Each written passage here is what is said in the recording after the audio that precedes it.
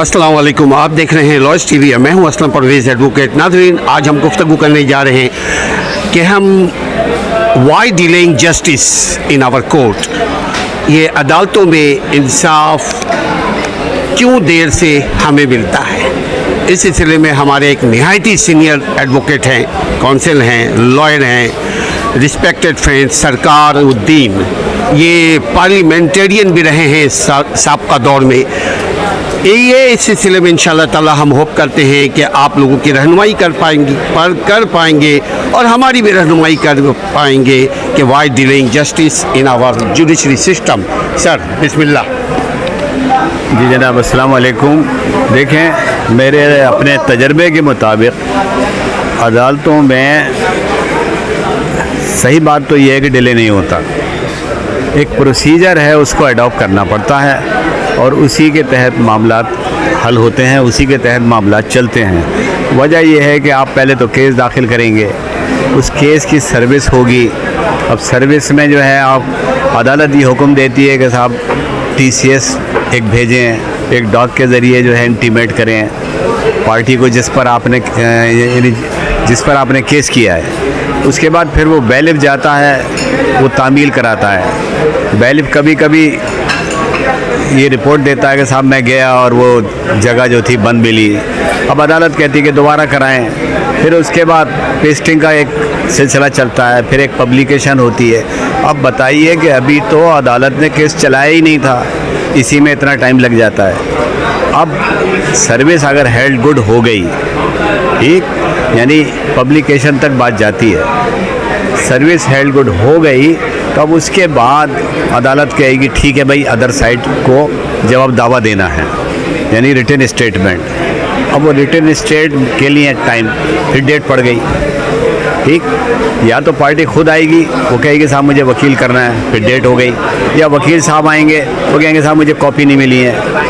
ठीक, तो वो जवाब दावे के लिए फिर तारीख पड़ गई। उसके बाद फिर जवाब दावा आएगा। अब जवाब दावा आने के बाद फिर हमारे एक और तरीक़ेकार है कि इश्यूज़ सेटल होंगे।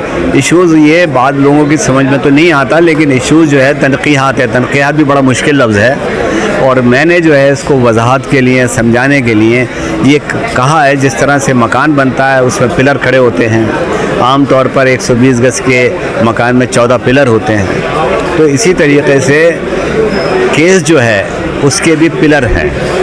तो वो पिलर्स जो है वो 4-5 के ऊपर, यानी पॉइंट्स के ऊपर वो चलता है। अब वो इशू सेटल होंगे। इशू सेटल में ये होता है तरीक़ेकार के साथ प्रपोज्ड इश्यूज़ दें, अगर आप देना चाहते हैं तो इस पर भी टाइम लगा।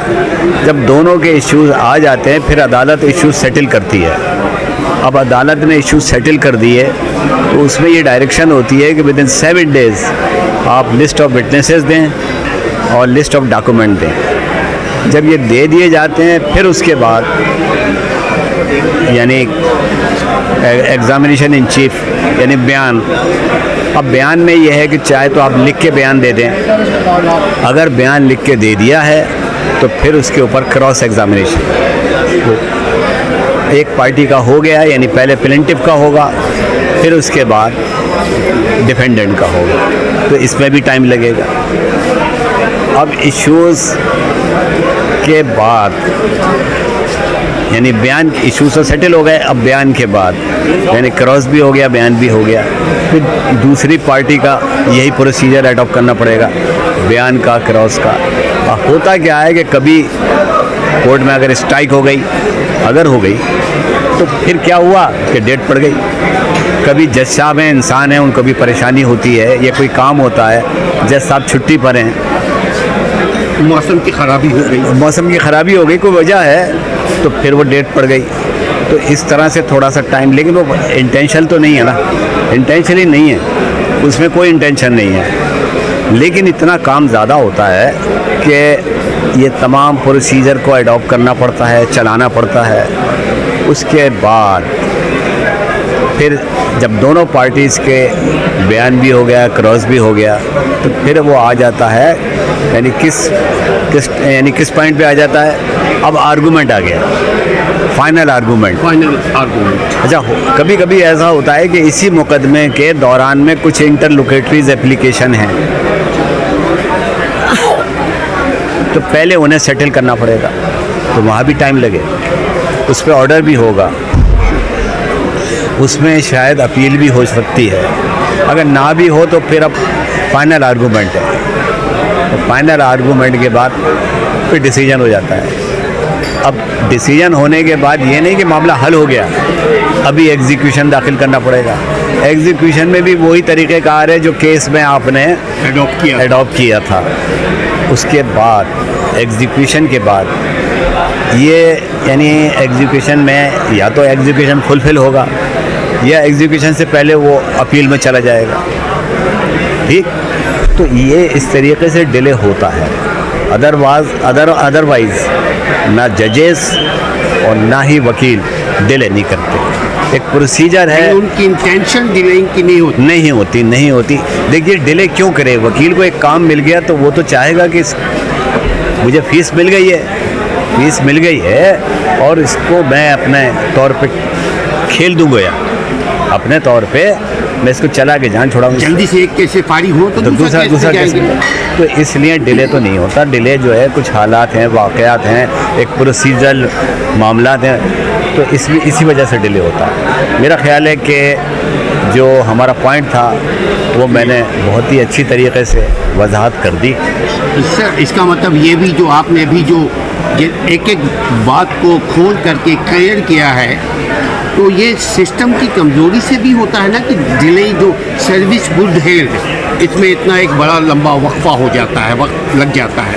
तो अगर सरकार इस सिलसिले में कोशिश करे, हमारे जैसे एक जज के पास ओवरलोडेड है, अगर उसको कम करे, जजेस की तादाद में इजाफा करे, एम्प्लॉय की तादाद में इजाफा करे, कोर्ट्स की तादाद में इजाफा करे, तब भी ये काम तो आसान हो सकता है ना। लेकिन देखें, पहली बात तो जगह का मामला है, ठीक है। फिर हमारे हालात और वाक़यात ऐसे हैं कि हम बहुत ज़्यादा जजेस अपॉइंट नहीं कर सकते। ये मुल्क जो है ऐसा नहीं है कि इस पर लातादाद जजेस हो जाएं, लातादाद जो है कोर्ट्स हो जाएं। हमारे हालात वाक़यात कुछ ऐसे हैं कि हम अभी कर नहीं सकते। कहने को तो कह देते हैं हम, लेकिन अमलन नहीं हो सकता। उसमें टाइम चाहिए। दूसरी बात यह है कि हमने सारा जो कानून है वो अंग्रेज़ से लिया हुआ है, ठीक है। अब हमने अपना तो कानून बनाया ही नहीं है। एक कानून और है जो एविडेंस एक्ट है, उसको हमने नाम दे दिया है कानून है शहादत। तकरीबन वो वही है, चादर बदल कर। तो इसमें जो है कानून शहादत इतना लंबा चौड़ा है कि आदमी हर एक को याद भी नहीं रहता। उसको आप चाहें तो मिनिमाइज़ कर सकते हैं, लेकिन उसमें बहुत टाइम चाहिए, मतलब सोच भी चाहिए। Thank you very much. बहुत बहुत शुक्रिया नाज़रीन। अगर आप इस सिलसिले में कोई कमेंट्स देना चाहें तो हमें ज़रूर दीजिएगा कि आपको इंसाफ जल्दी बर वक्त क्यों नहीं फराहम किया जा रहा है। एक मुहावरा है, डिले जस्टिस डिनाई जस्टिस। हाँ, तो आप मशवरा दीजिएगा कमेंट्स बॉक्स में, इंतज़ार रहेगा। एक और भी है। जी हाँ, एक और पॉइंट एक और है, हरीड एंड बरीड। एक और भी मेरा नंबर। हाँ, हरीड एंड बरीड, आपने जल्दी की तो मुकम्मल दफना देंगे। हाँ सर, नाज़रीन एक और पॉइंट को देखिए, हरीड एंड वरीड जो है इसकी जरा क्लियर, ये बहुत ज़रूरी है। ये दो लफ्ज़ का लफ्ज़ नहीं, वरी डब्लू से है वरीड। हरीड एंड बरीड दफन कर देना। अच्छा, बरीड बी से है, तो इसको ज़रा एक लफ्ज़ों में ज़रा बता दीजिए। देखिए, जब तक के कानून को और मुकदमे को आप छानेंगे नहीं, जब तक मामला हल नहीं होगा। आपने आँख बंद करके कोई फ़ैसला तो नहीं करना है। अगर आपने आँख बंद करके फ़ैसला किया तो गोया आपने केस को ही दफन कर दिया। असलम।